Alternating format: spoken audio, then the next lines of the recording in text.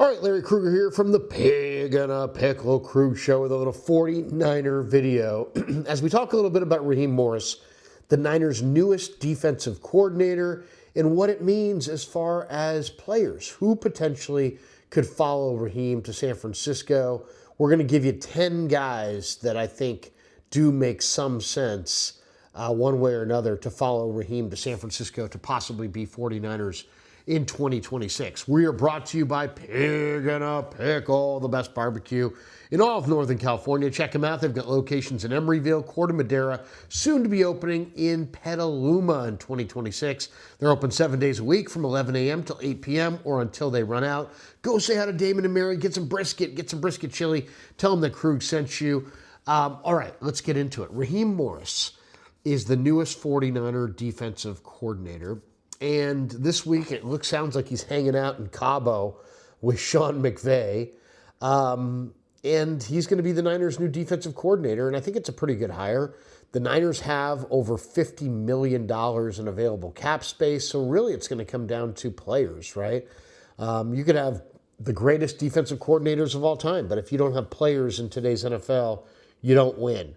So the Niners have over $50 million in cap space. And Morris is a difficult guy to kind of predict, what players are going to follow him because he's a chameleon. He's a guy that plays a bunch of different schemes.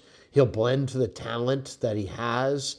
There's been an evolution of his scheme throughout his NFL tenure.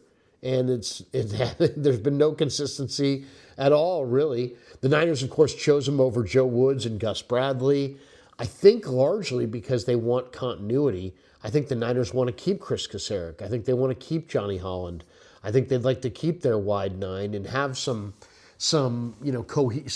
continuity from last year to next year. But it's all kind of speculative because it's all up in the air. We'll see. We don't even know that Kasarik's coming back or Johnny Holland's coming back. We know that Daniel Bullock's left to coach in Green Bay, and that Raheem Morris is likely going to pick his own defensive backfield coach. He's also, a pretty good defensive backfield coach in his own right. So let's talk a little bit about Raheem Morris for a second, and then we'll get to 10 guys that I think fit him and could potentially follow him to San Francisco. He is a very adaptable coach. Okay, so you've heard that probably a few times. He came from Tampa. They had that Tampa 2 background. And that was the original, that was his original defense. Then he coached in a 43 front with the Atlanta Falcons under Dan Quinn. And then he moved on to the Rams and he had a 3-4 defense with the Rams. And then this last year, he went back to Atlanta and they had kind of more of a hybrid 3-4 with guys who could be 4-3 guys or 3-4 guys. And it was a little bit of more of a hybrid style. He's also run, like a 3-3-5 where the nickel is kind of the base. So we've seen that as well. So, there's any number of guesses as to what kinds of players he prefers. You're going to see some 5-man fronts. He's kind of known as a guy who's going to put out some 5-man fronts, and then there are some rushers that fit 5-man fronts. One guy that has really, without a doubt, been his guy is a guy that was just here, Leonard Floyd, who was with him both with the Rams and with the Falcons. He's a designated rusher. He's an outside guy. He is a free agent, and he is a good fit in, 5-man fronts. He can get after the quarterback and be a guy who can rush the passer. And since the 49ers had 20 sacks this last year and were dead last by a country mile as far as sacks go, I would imagine pass rush is going to be a major part of what Raheem Morris is going to try to improve here in San Francisco. So Leonard Floyd, even though he was just here and the Niners cut him loose and then he joined Raheem in Atlanta, he's been with Raheem both in Atlanta and LA, and he's a free agent, and he could easily be signed back here to be, a complement to what the 49ers do rushing the passers. So he's definitely on the list. He's number one. Number 2 on the list is Kyle Pitts. Now, it's going to take a lot of money. I would say, he's a free agent. He's 25. He was a top 10 pick coming out of college. Hit first, he kind of struggled. Now he's really playing well. He's coming off of a great year.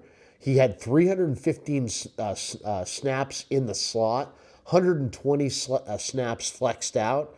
He was flexed out more than he was in line.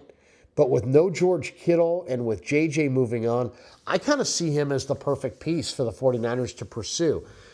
He could replace Kittle in the short term. He could replace Jennings in the short term. In some ways, he's kind of a better version of Juwan Jennings. I'd rather pay Kyle Pitts $14 million than pay Juwan Jennings $20 million. That's for sure. I'd rather pay Kyle Pitts $14 million than pay Juwan Jennings $14 million. So I would go for Kyle Pitts. And I think he's going to be a coveted free agent for sure. But man, the Niners might have an inside track at him with Raheem Morris now being their defensive coordinator. Pitts is a great player, and I just think as a 49er team that's looking for a dynamic weapon or two on offense, especially with no Kittle, with CMC coming off a 450 touch season, that a guy like Kyle Pitts would be perfect. He's 25. He's experienced. He's had his rough spots. I think he's about to play his best football right now. $14 million a year. You give him a 3-year deal, maybe something like that. I think would be a really, really good contract. I like Kyle Pitts, and I think he would be a great fit. So he is option number 2 to follow Raheem Morris to San Francisco. Another guy that if I was a betting man, I'd probably bet on this guy, Kobe Durant, who was, really was impacted quite a bit by Morris in LA. He developed nicely under Raheem in LA. He's a free agent. He's an active corner who can play zone. He can play man. I think Durant is highly likely to be a 49er. I think the price tag is going to be reasonable. I think the Niners could definitely use another corner. And a guy like Durant, I'm sure would love to play for Raheem Morris again. So I think he makes a lot of sense. He might make the most sense of anybody on this list, to be completely honest, Kobe Durant. So he's number 3. Number 4 on the list is Caden Ellis, the linebacker with the Falcons, who, he's very durable. He's a blitzer. The one thing about Raheem Morris, he does like to bring the blitz. Atlanta had a 21.7 or 31.7 blitz rate this year, which was like second highest in the NFL. They really blitzed a lot. So they had a heavy blitz rate, and Caden Ellis was one of their blitzers. So he's young. He's an improving player. He's going to be relatively cheap. He's a free agent. He's durable. Caden Ellis makes a lot of sense to follow Raheem Morris to San Francisco. The Niners need an interior tackle who can rush the passer. And one guy who absolutely would fit the bill is David Onyemata. And I've loved Onyemata for years. He played with the Saints and then played with the Falcons this last year. He's a free agent. He's 33. He's probably going to make pretty good coin. But, man, I like him. He's a veteran. He knows how to rush the passer. He's really quick. You have Alfred Collins and C.J. West. And if you added Onyemata, you got an older guy with 2 young guys. I really like that, the blend there. I think David Onyemata, if the price is right, it's probably going to cost you some bucks. But if the price is right, I think Onyemata would be a perfect third tackle next to Alfred Collins and C.J. West. Another guy who I think is highly likely to join Raheem Morris with the Niners is Arnold Ebiketie, who played at Penn State. He's a defensive end. He's really solid. He's thought to be more of an edge rusher than a run defender, but he only had 1 missed tackle against the run in all of 2025. Ebiketie's, the arrow's pointing up. He's 27. He's got some pass rush. He's not a starter. He's going to play off the bench. He could help you in a rotation. I really like Ebiketie. I think he's a really solid guy for sure, who could step in a rotation and help the 49ers pass rush quite a bit. I really think he definitely could. One area where I think Raheem's got a great eye for talent is safety. If you look at what the Falcons did in the draft this last year, not just with edge rushers, I mean, they brought in, a couple really, James Pierce out of Tennessee, Jalen Walker out of Georgia. So he got himself two really good edge rushers, and he's definitely got an eye for that. But he also has a great eye for safety talent. You know, the Falcons this year brought in Xavier Watts out of Notre Dame and Billy Bowman out of Oklahoma, and they were two of the better young safeties in football. So Raheem, I think, has got a really good eye for safety, and this is a great safety draft. Bud Clark from TCU, Jalen Kilgore from South Carolina, Emmanuel McNeil Warren from Toledo, A.J. Halsey from LSU, what a thumper he is, Dylan Thieneman from Oregon, Genesis Smith from Arizona, Jalon Catalon, who started at Vegas and then transferred to Missouri. These are all good safeties, and I'm just naming a handful of them. Those are my favorites. I mean, there's at least a half dozen, if not more, high-quality safeties in this draft. And, you know, Raheem, after drafting Watts and Bowman, man, if I was Lynch, I think I would lean in and see, hey, which of these guys does Raheem like?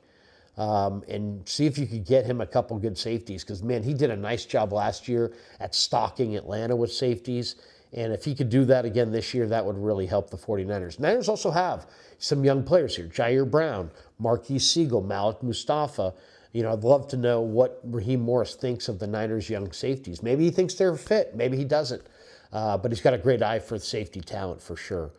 A couple other guys that I think he might have interest in. Tyler Algier, the running back, you know, average 4.4 yards off tackle. You know, if you want to run the outside zone, you usually look at those off-tackle numbers. And for Algier to run 4.4 off tackle is a pretty good number. I think he's a bigger back. He'd be a nice change of pace complement to CMC. Another guy on the list would be Joey Bosa. Nick Bosa has expressed the interest in playing with Joey. Joey, I think, fits Raheem's defense. I mean, I really do.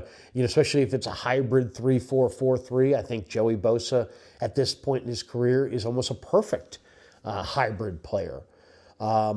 Two other guys that I think are interesting. Leo Chenal, who, you know, I love Leo Chenal in college, and then he's been with Kansas City. He's really excelled as a blitzer. And, you know, that's what Raheem likes to do. He likes to bring the blitz. Chenal as a hyperactive blitzer, I think, would be a great fit here in San Francisco. And the 10th guy, the last guy on the list, is another interesting player, and that's Jalen Ramsey. And obviously Raheem had Ramsey, and Ramsey ran that star position, that hybrid safety linebacker role with the Rams. Ramsey, you know, was a corner. But this year with Pittsburgh, he transitioned to safety. And there's a lot of speculation coming out of Pittsburgh that Ramsey is going to be a cap casualty and that he's going to be put on the street. And I could definitely see Ramsey following Raheem to San Francisco because he's got that experience all throughout the secondary. He can be a safety. He can be a corner. He knows Raheem's scheme. Raheem knows him. He knows Raheem. So there you go. Those are the 10 guys that I think are most likely to follow Raheem Morris to San Francisco. And we'll list them for you once again. Leonard Floyd, Kyle Pitts, Kobe Durant, Caden Ellis, David Onyemata, Arnold Ebiketie, Tyler Algier, Joey Bosa, Leo Chenal, and Jalen Ramsey. And then safety-wise, look for safety-wise and edge-wise, look for Raheem to, you know, have a pretty good eye in the draft for guys that he thinks fits his system. He did a great job in Atlanta drafting 4 key rookies that are going to be foundation pieces for them going forward. Maybe he can do the same thing here in San Francisco. All right, thanks to Pig and a Pickle for being the title sponsor of The Krug Show. Thanks to Sleeper for sponsoring this video. And thanks to all of you guys for supporting The Krug Show on YouTube.